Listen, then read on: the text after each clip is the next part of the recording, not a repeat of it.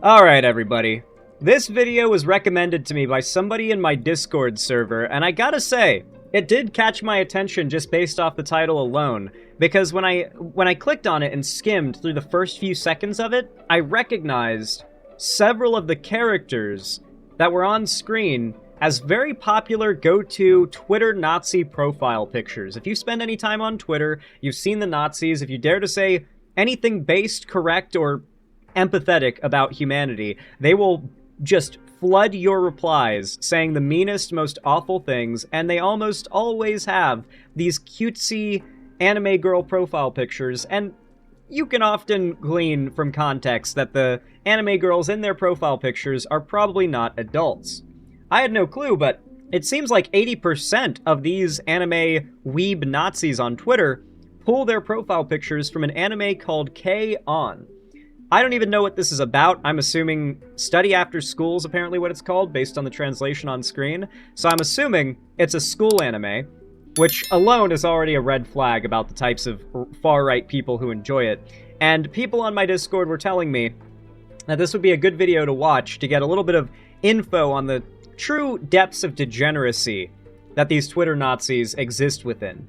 So I figured we'd give the video a watch. It's by a YouTuber by the name of Moon Channel, who is about to crest over to 200k subs, so if the video's good and you enjoy it, then make sure to leave a like and a sub on the original, which will be linked down below. Maybe we can help push this channel over the edge to 200k subs. Maybe I'll be there one day too. Anyway, folks, without any further ado, make sure to like the video and subscribe and comment down below if you want to help to support my channel and boost the video in the algorithm. And if you've commented enough in the past on my content to unlock the hype button, hit the hype button to boost the video in the algorithm. It means a lot. And let's get right into it. K-On! Is a lighthearted, joyful anime about 5 high school girls starting a band. The characters... Yeah, like already because this is the part that I sifted through out the gate when I was considering whether or not I wanted to cover this video, and I immediately recognized these characters from so many Nazi lolicon profile pictures from people I've argued with or been brigaded by on social media. I'm gonna hope that the anime itself is just kind of innocent and cutesy and attracts predators, and not that it actively feeds into and tries to attract predators, but God knows at this point. are adorably designed, the plots are cheerful and bubbly, and there's very little conflict. Just look at how warm and cuddly this hug looks. Isn't that nice? Doesn't it make you feel... good? The show is its whole... Like, this is just not my type of anime. I'm sorry if I pause too much. People love to bitch about it in the comments, but this type of anime is just not my cup of tea. And for a very long time, I felt that the kind of people who do watch this kind of anime are probably overwhelmingly weird. If they're men in particular. Like, most women probably get something of value out of this just because they like cute things, I guess. But guys who watch this kind of stuff, I usually assume the worst of. But then again, I can see how something like this could be, like, uplifting if you're, like, depressed or something like that. If you're going through a hard time, maybe a family member has died recently. I can see how something like this might help to take your mind off of it, you know? I could see that. Wholesome as animation gets. And yet, there is something of a long-running paradox, almost Thank a you, meme concerning K-On!, and that is that K-On! Happens to be particularly popular amongst apparent Nazis. Or, more precisely, it's especially popular amongst certain maladjusted, antisocial young men who often adopt the appearance and eventually politics of extreme nationalist populism. Interesting. It's like a known meme. This is no secret. K-On! Fans are racist is a fandom generalization meme, semi-ironically stating, the fans of the slice-of-life anime series K-On! And often other slice-of-life anime series, and anime in general, are extremely racist. The meme was spawned by users with K-On! Profile pictures purportedly being regularly caught posting racist and anti-Semitic content on social media, gaining particular prominence in the ROKBuddy Baka subreddit. Yeah, I can back that up based on my Twitter experience. I imagine many of you have seen it yourselves on a social media platform of your choice. A hateful comment paired with a cute anime girl avatar. But why? Where's the crossover between embittered young men and carefree teenage girls? How does an innocent slice-of-life anime become a signifier for antisocial behavior? I think part of it is that kind of stuff attracts antisocial weirdos, but also, I think the lack of an obvious connection, the blatant disparity between the two things, is kind of the point. It's kind of like Barbenheimer, or like when Doom Eternal and Animal Crossing 2 came out at the same time, so people were making all of the memes about the Animal Crossing characters teaming up with Doomslayer to slaughter demons. Like, the joke is the massive difference between the two things. It's a story in a sense without specific villains, but with many, many victims. And it is a story with roots far older than you might realize, roots which give way to a modern problem deeply exacerbated by societal forces. So why do these bitter, angry young men cling to one of the softest, sweetest anime ever made? And how can something so gentle and sweet exacerbate bitterness and alienation? Let's find out. And we'll start this time with a little bit of literature. All right.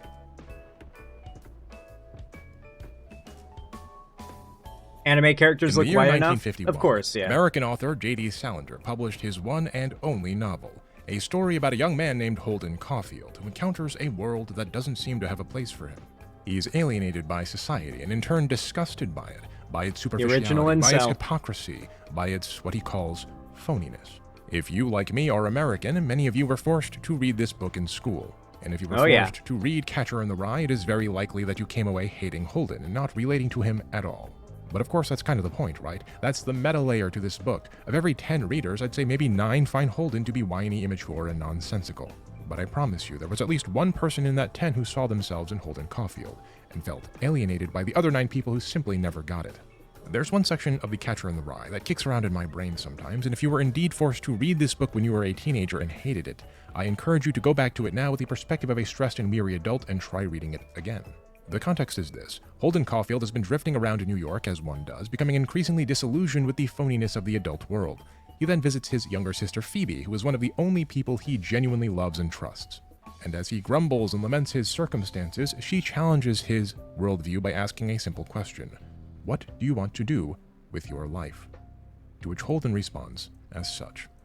I keep picturing all these little kids playing some game in this big field of rye and all. Thousands of little kids, and nobody's around, nobody big, I mean, except me. And I'm standing on the edge of some crazy cliff. What I have to do, I have to catch everybody if they start to go over the cliff. I mean, if they're running and they don't look where they're going, I have to come out from somewhere and catch them. That's all I do all day. I'd just be the catcher in the rye, and all. Absolute cinema. I know it's crazy, but that's the only thing I'd really like to be. Do you get it? If you once read this book and scoffed at this passage, do you get it now? Holden idealizes innocence. Ignorance is bliss. At some point, we must all grow up and face reality. Second, that sounds boring as fuck.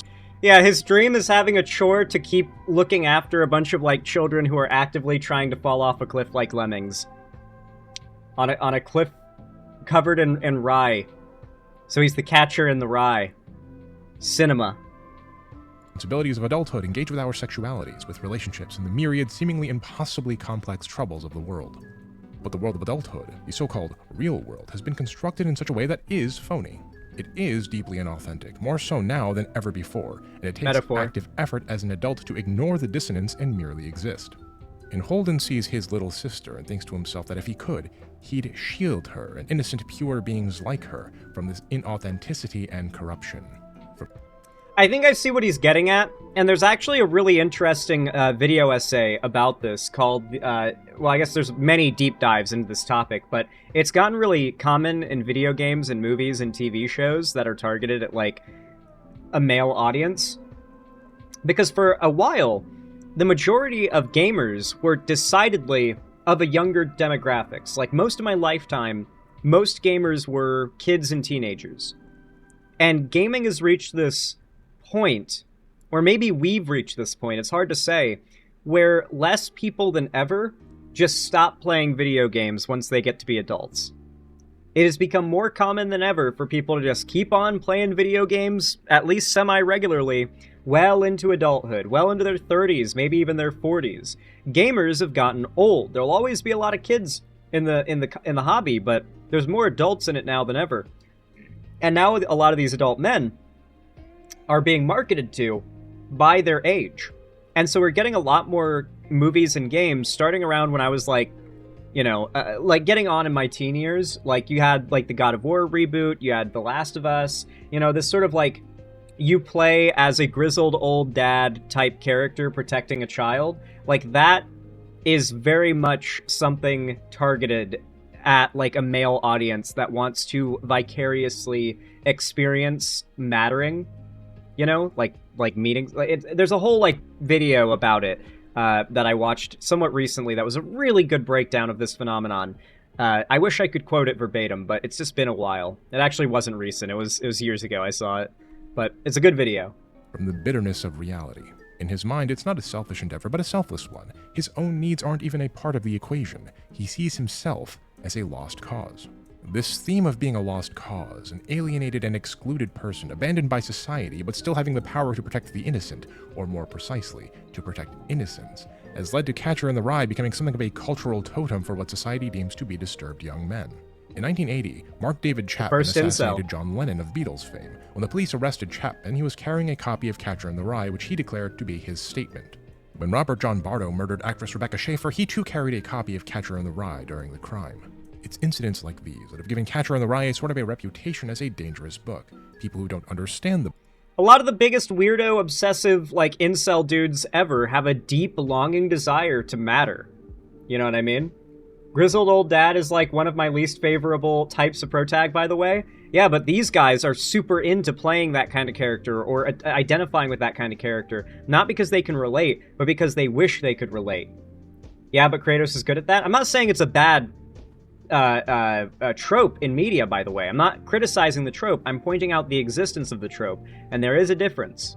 The book, or the Holdens of the world, believe that the book inspires the behavior, thereby banning it from libraries or schools, when it is in fact the opposite. The book gives these alienated young men of the world a voice to speak through, even if 9 out of 10 people can't hear it. Which is to say, J.D. Salinger wrote Catcher in the Rye, but he didn't invent Holden Caulfield. There are Holden Caulfields all around us, and there have been since time immemorial.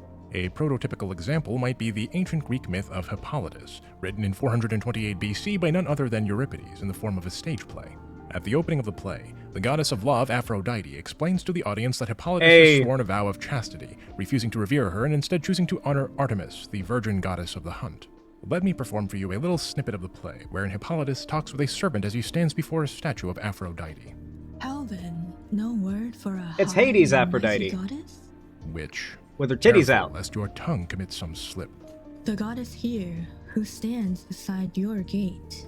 I greet her from afar, for I am pure. Yet she's revered and famous among mortals. I do not like a god worshipped at night. My son, to honor the gods is only just. Men have their likes, in gods and men alike. I wish you fortune, and the good sense you need. Hippolytus, then, in so doing, offends Aphrodite, and long story short, he gets accused of deviant behavior and dragged by his own horses off a cliff to his untimely demise. Lester G. Crocker, a professor of history at the University of Virginia, observes in his article on interpreting Hippolytus, as published in the Journal of Philologus, that the character of Hippolytus exists as a... I love that even, like, the ancient Greeks wrote stories about incels meeting their downfall and laughed about it. Like, you have to imagine, like, a lot of these stories where some bad shit happens to the main character or a lot of the characters in them, because there's so many Greek tragedies. We think of them as tragedies, but it's also possible the Greeks just had a really dark sense of humor culturally. It's very possible they just loved stories of, like, idiots getting hurt. Like, that was their equivalent of watching America's Funniest Home Videos. Symbol of chastity, of purity, and in so doing he is guilty of an excessive pursuit of an ideal that humans cannot attain, as it is against the nature of men to totally reject sex. That by attempting to become an embodiment of purity, Hippolytus is attempting to be more than human, akin to a god, which is an act of he was a hubris, volcel, a to be moral fair. blindness born of To be fair, he wasn't an incel, he was a volcel. pride that invites self-destruction. In attempting, in this case, to guard or embody Voluntary. innocence, Hippolytus commits an existential crime and is punished for his attempt to rise above by falling tragically to his death. It's a metaphor. Euripides is arguably making the point that Hippolytus and men like him mustn't obsess over or take pride in purity. By scorning Aphrodite, Hippolytus puts one aspect of human nature on a pedestal while denying another, and to the Greek mind of the time, that is rejecting the natural order. The whole story seeks to warn That is men like amazing, though. That there is a Greek story about an incel, like, or sorry, a volcel chud, saying directly to Aphrodite, Sorry, you fucking harlot. I'm not having sex with anybody. I'm better than that. I'm morally pure. And her response was, okay, fuck you then, and then killed him. Hippolytus away from such innocence-obsessed behavior. An obsession over innocence, over purity, is unnatural. Now look, I get it. This myth doesn't map exactly upon our overall narrative, but consider this. The idea of alienated young men obsessed with specifically innocence and spurning love, as well as warning against this behavior, is at least as old as 428 BC. There are more directly relevant literary examples, though. Let's look at a different take on this And historical, phenomenon, but this I bet. time from Japan. Consider Murasaki Shikibu's The Tale of Genji, written sometime before the year 1021 during the Heian Jidai. The Tale I know of that Genji is a one, very, for sure. very long novel that follows the life and romantic affairs of one Hikaru Genji, the Shining Prince. He's a nobleman, the guy from celebrated Overwatch. for his refinement and charm, yet despite all his elegance, despite being able to court virtually any woman he pleases, he falls in love with Fujitsubo, his father's, the emperor's consort, a love which is strictly forbidden. Genji is denied his love, yet while feeling rejected and alienated, he stumbles upon Fujitsubo's young niece Murasaki. She's only 10 years old when they meet, but Genji is struck by how much Murasaki resembles his perfect idealized love. Let me give you an idea by reading you a passage. What an enchanting creature he had discovered. How right too his friends had been on that Dude, if the incels discover this story, they're gonna be so fucking insufferable about it, man. Good God. So this stuff goes back a long way with Japan. rainy night when they told him that on strange excursions, such as this, Japan at it beauty again. might well be found lurking in unexpected quarters. How delightful to have strolled out by chance and at once made so astonishing a find. Whose could this exquisite child be?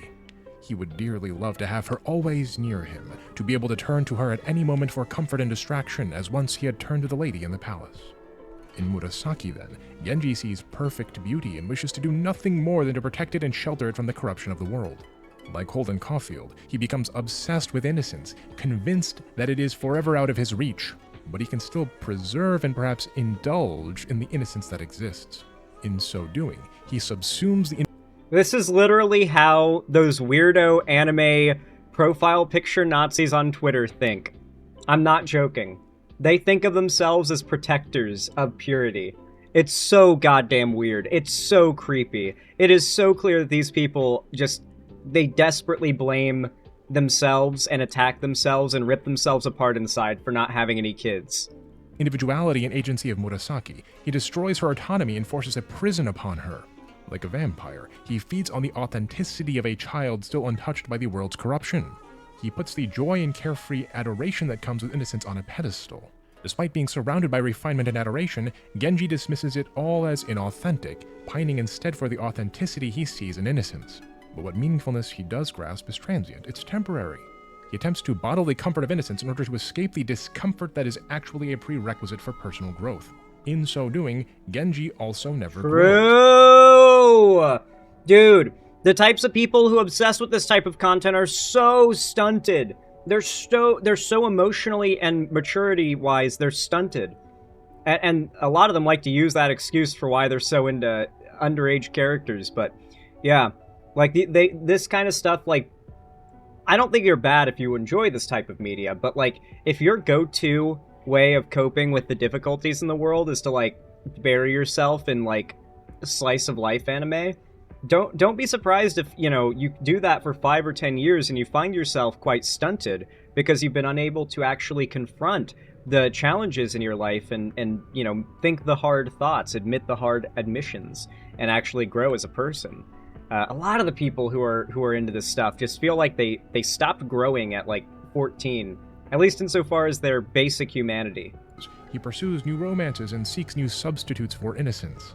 He tries to possess innocence rather than appreciate its passing nature, its impermanence.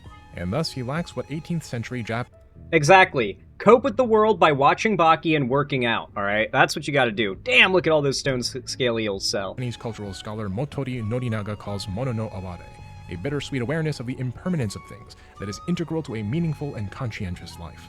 The reader feels immense mono no aware while reading the tale of Genji. We see Genji's longing, his losses, his loves that slip away, and the innocence that he can never truly capture. But Genji, the character, never does. He clings, he idealizes, he imprisons, he resents, he becomes bitter, and in so doing, he alienates himself. Alienated young men seeking authenticity and identity and obsession over innocence is nothing new. It's a tale as old as time, and it's a story that stretches across cultures. And just as this phenomenon has been observed throughout time, so too have the consequences of this phenomenon also been observed. Alienated young men who long for purpose and meaningfulness, for authenticity, find that authenticity in innocence, which seems uncorrupted by the inauthenticity and meaninglessness of adult life. These young men attempt to possess or preserve this innocence by idealizing it, creating at times these limerent prisons, mental fantasies that reality can never match. But innocence cannot be preserved, and so it slips away. What remains is bitterness, resentment, and deeper alienation, which only exacerbates. You'll notice, by the way, that a lot of the guys who think this way, and I think that this video has so far been just hitting the nail on the head with pretty much every point. You'll notice that a lot of guys that behave like this and think this way, they are the most hateful people you will ever see towards women that are, adults and are very comfortable with their sexuality and expressing their sexuality and, going on dates, hooking up, talking about it, etc. They get so mad about it because like he said, and like I've mentioned, a lot of these dudes are so obsessed with purity and they LARP about how they need to protect it and whatnot. The idea of a woman throwing away her purity is this reprehensible act in their mind. And they are so offended by it. Of course, it enrages them and they end up attacking, verbally, hopefully, but sometimes physically, attacking these women. Exacerbates feelings of isolation and despair until the young man who has never faced the discomfort of life becomes an old man who has never truly lived. There's a crucial difference, though, between the modern alienated young man and figures like Holden Caulfield or Hikaru Genji or Hippolytus, and that difference is context. Alienation for each of these characters was personal. Holden is an outlier in his time, an exception, as is Hippolytus, as is Genji. Each in their own way serves as a warning to the reader. Yet today, however, alienation is systemic and is the global norm. We men and women alike are alienated from our personhood, our agency, our power to choose our destinies, and we are instead sold meaningfulness and identity for profit. God, that is so dystopian. The anime girl in a jar, AI, house assistant device. That shit is the most dystopian thing I've ever seen. When your anime waifu in a jar is collecting your data. The entire economy of the modern world is designed to sell you meaning. To quote French philosopher Guy Debord's opening line in his 1967 work Society of the Spectacle, in societies where modern conditions of production prevail, all of life presents itself as an immense accumulation of spectacles. Everything that was directly lived has moved away into a representation. Debord directly discusses how this representation of real experiences, this facsimile, this shadow on the cave wall serves to alienate people. And I quote, "The alienation of the spectator to the profit of the contemplated object, which is the result of his own unconscious activity, is expressed in the following way. The more he contemplates, the less he lives. The more he accepts recognizing himself in the dominant images of need, the less he understands his own existence and his own desires. The externality of the spectacle in relation to the active man appears in the fact that his own gestures are no longer his, but those of another who represents them to him. This is why the spectator feels at home nowhere, because the spectacle is everywhere." Which is to say, the more we watch, the less we live. We are so alienated from ourselves that even our don't get me wrong, escapism is great. We love ourselves a little bit of escapism. I'm playing World of Warcraft right now, but you gotta be careful. That shit, even not even just escapism, but the opposite of it, work, the grind of real life, even that can suck your years of life away in the blink of an eye. And before you know it, that you've got plans you've been putting off for a decade. You know what I mean? There's a lot of people that are like that. They've had plans they put off for a decade, and they don't even realize till they think about it for a minute, oh my god, I've been wanting to do this thing for a decade and haven't gone through with it. I've just been focused on work. And, the free time you do have, if you fill it up with escapism and, TV shows, video games, and whatnot, you're oftentimes not going to make any time to actually go out and live life. And that going out and living life is where the actual growth happens. And as I've said before, these incel Nazi weebs on Twitter, they are not people that are out there living life and growing and developing. That's where a lot of their problems are coming from. They're running away from the world, and they're hiding in a little den of escapism. Don't get me wrong, escapism is fine from time to time, but yeah. Desires do not belong to us. They're taken, twisted and sold back to us in a commodified form, and we end up feeling at home nowhere precisely because there is no place to hide from the spectacle, from the shadow on the cave wall, from the identity being sold to you. If you, like many of the young people watching this video, have never owned a home but would like to, let me ask you this: why do you want one? It's quite common in many cultures for multiple generations to live under one roof. Why do you need your own home to feel complete? Is this home I like having a yard. to give you a place to live, to keep you and your family warm, or is it because you've been taught to see home ownership? I like having a yard, but also owning your home, if home ownership is what he's referring to specifically, like the status of ownership. I mean, mortgages just tend to be cheaper than rent. Dude, rent these days is so expensive. Rent has outpaced mortgages by so much, it's insane. As a marker of success, as a crucial part of fulfilling the American or European or Brazilian dream, as a sign of adulthood. You want a house because it's your dream, but the dream was not written by you, it was written for you. A house as a status, as an image of adulthood, to feed a market which demands housing prices perpetually rise. Though the desire feels personal, Non-stop it has growth. already been shaped, packaged, and handed back to you as if it were your own. And that brings us finally to K-On! Let me be very clear, K-On! Isn't evil, it's not that simple. It's merely a product that fulfills an economic niche where opportunity exists that was not previously filled. However, the effect as it relates to the spectacle is nevertheless insidious, even if the damage it does is not by direct design. Let me explain.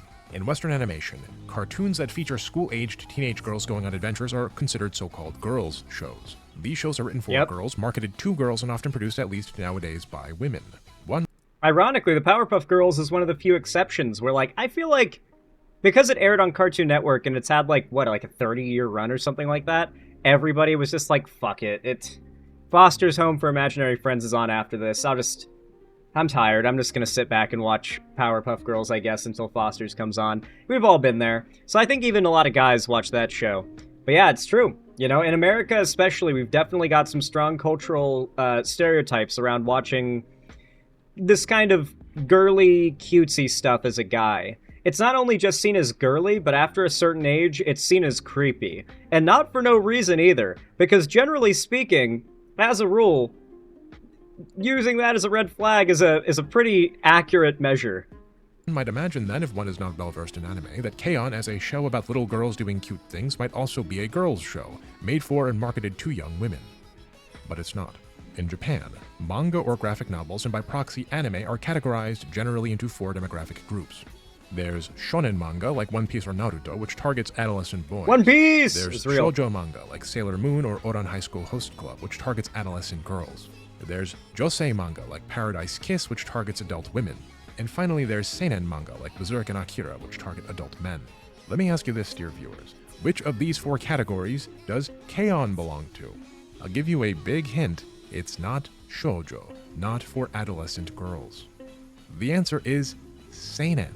K-On! Was designed for and marketed to adult men. Which is Really? to say, no, 4chan did not invent adult men loving cute and cuddly K-On! Cute and cuddly K-On! Was designed specifically for adult men, like those That on doesn't 4chan. surprise me, honestly. K-On! Was first serialized in Mangatan Kirara, a magazine which focuses on 4-panel seinen manga. And K-On! Is not the only cute, cuddly innocence bomb in this magazine for adult men. The whole magazine features manga series such as Suro Ustato, Yu Yu Shiki, and Sancha Sanyo. I'll leave summaries of each of these manga on screen. Like, let's be real. A lot of these dudes are definitely lolicons. There's no way they're not. Like, at the end of the day, I guess a big pull from this is a lot of these dudes are probably socially ostracized because they regularly consume this type of media, and most people see dudes who consume this type of media frequently and go, "Dog, are you a pedophile?" Astute viewers among you may have noticed that all of these are about groups of cute little girls doing cute little girl. My brother literally told me I'm too big to have a Pokemon purse because it'll make me look like a pedophile. I'm not joking. As an extremely tall trans woman, it's infuriating. Yeah, like, that's different. Pokemon is a massive exception to literally any of these rules, okay?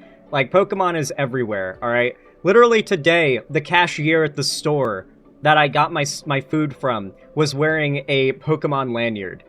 Okay, like, she had Pikachus on her lanyard, okay? Like, it's very normal as an adult to rep Pokemon these days. Things. But why? What is the appeal of cute little girl manga to adult men? The presumption I think many observers have is that the answer is perversion, prurience, obscenity. course, some of these men, sure, obsession with innocence can manifest as extremely antisocial, prurient behavior, and we'll get to that. But this is not the prevailing reason behind the popularity of manga and anime like K-On! K-On!, you see, is often described as a moe anime or manga. Moe originally referred to a feeling of affection or protectiveness towards fictional characters, but has since evolved into an aesthetic term, describing the appearance of idealized innocence, cuteness, and purity.